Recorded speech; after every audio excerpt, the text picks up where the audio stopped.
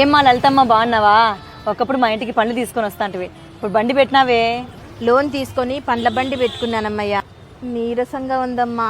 పక్కనే మా ఇల్లు.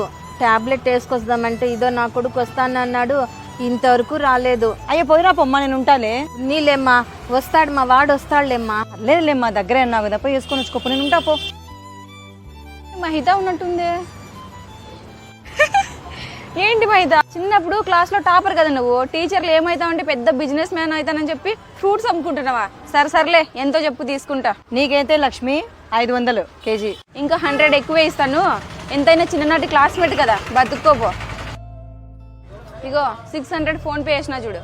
థ్యాంక్స్ మేడం, టాబ్లెట్ వేసుకొచ్చుకున్నాను, మీరు వెళ్ళండి. ఇంకా నేను నీకు 600 వ్యాపారం చేసినాను తెలుసా? ఏంటి మేడమా?